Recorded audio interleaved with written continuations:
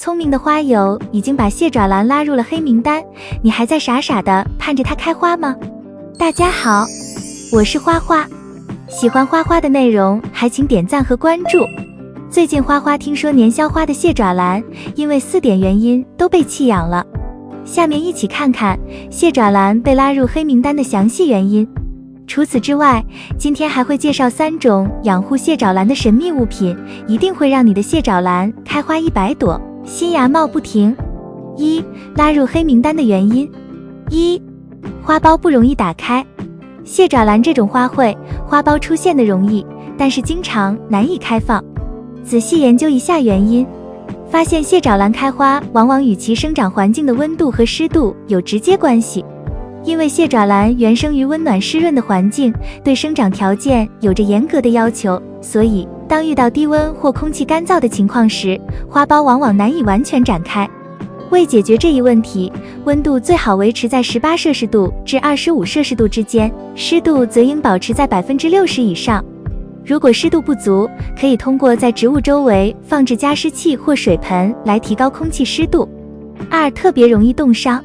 由于蟹爪兰是热带植物，对低温极其敏感，一旦温度下降到10摄氏度以下，就可能出现冻伤。冻伤的主要表现是叶片出现褐色斑点，严重时会导致叶片枯萎。冬季应将蟹爪兰移至室内，放置在靠近窗户但避免冷风直吹的地方，保持室内温度稳定，以保护蟹爪兰免受冻害。冬季浇水应适量减少，以免土壤长时间潮湿导致根系受冻。3. 耐晒能力很差。虽然蟹爪兰需要足够的光照以促进开花，但它对强烈阳光的耐受能力较差，特别是炎热的夏季。直射阳光会使叶片出现晒伤，表现为叶尖干枯和叶片黄化。所以尽量为蟹爪兰提供光照充足但避免强直射光的环境。可以将植物放置在明亮的室内或半阴的位置，或在窗户上安装透光度适中的窗帘，以过滤部分阳光。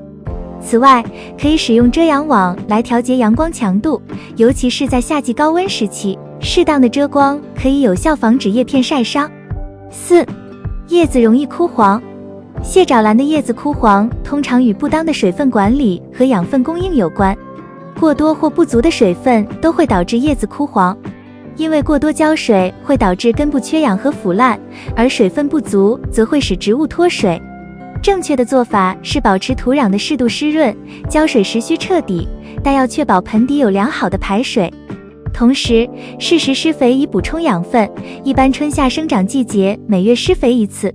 通过这些综合措施，可以有效解决蟹爪兰叶子枯黄的问题，保持其健康生长。本来还以为是什么原因让大家把它拉入黑名单呢，原来是养护上有一些细节需要注意。相信大家看完之后，90%的人都能把它养好了。除了日常的养护以外，其实花花还有3种神秘的东西，可以让你的蟹爪兰开花100朵，开花100天。那么这3种神秘的东西是什么呢？别急，下面我们来一一揭晓答案。2. 养蟹爪兰的神器。1. 咖啡渣。在普通人家里，咖啡渣很少见，可以在咖啡厅购买，要是自己家里有或者朋友家里有的话就更好了，用来种菜也是很好的。这些咖啡豆粉末不用破碎，放在户外晾干，晾10天8天都没问题，然后再装进玻璃罐子里。每一次使用都是将咖啡粉撒在花盆上，这样既可以为花朵补充营养，又可以保护花朵不受昆虫和其他生物的侵害。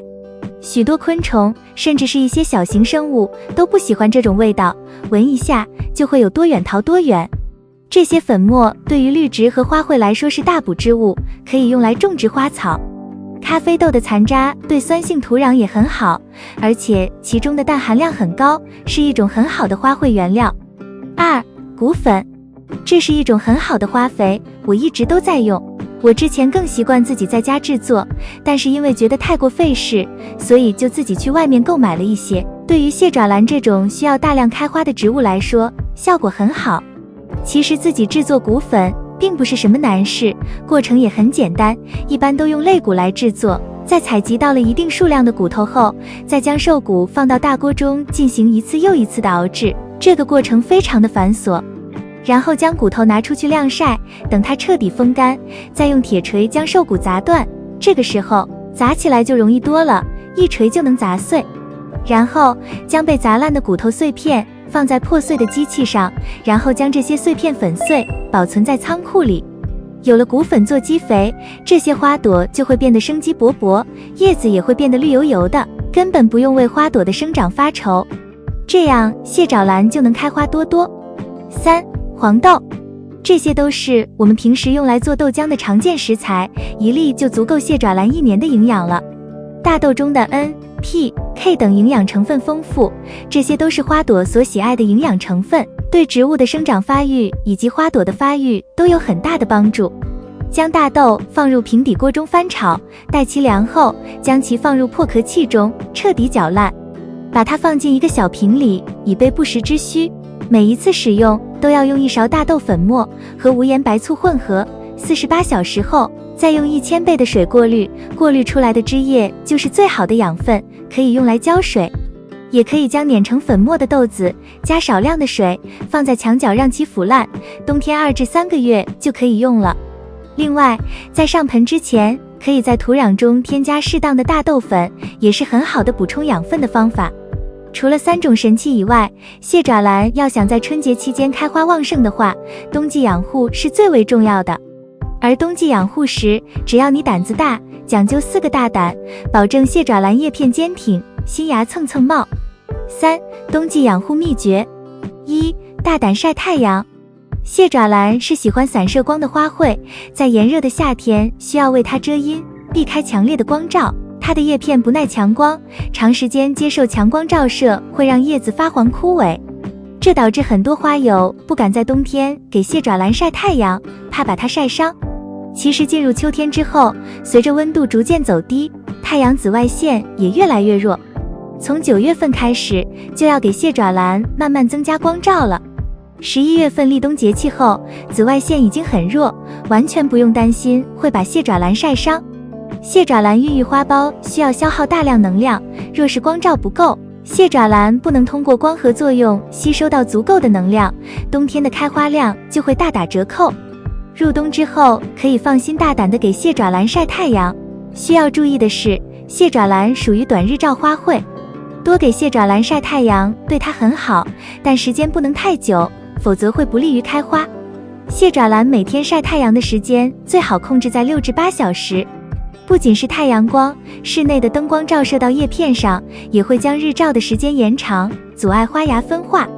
如果是蟹爪兰养在经常开灯的房间，建议在晚上给植株套一个黑色塑料袋或罩一个纸箱，早上再把塑料袋摘掉，这样可以防止夜晚灯光对蟹爪兰的影响。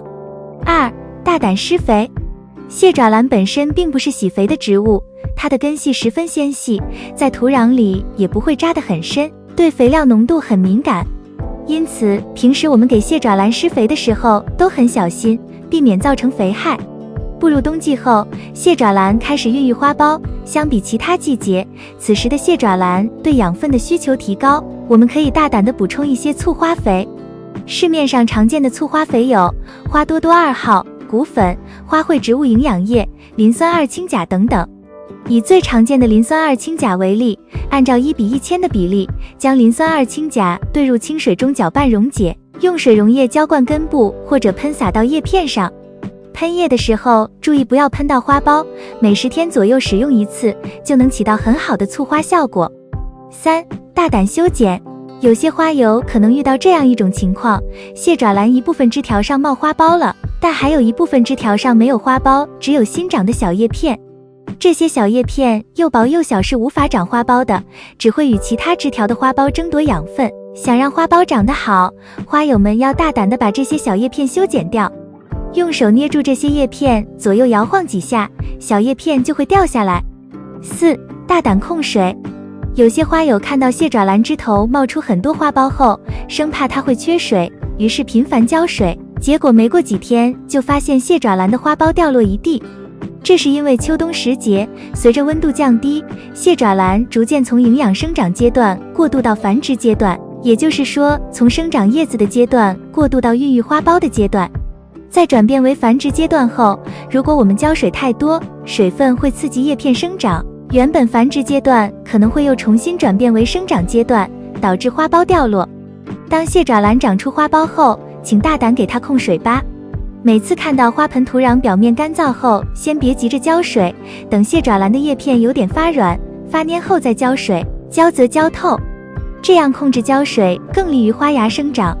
以上就是今天介绍的关于蟹爪兰养护的几点心得，希望能够帮助到你。喜欢花花的内容，别忘记点赞、关注并多多转发。感谢观看，我们下期再见。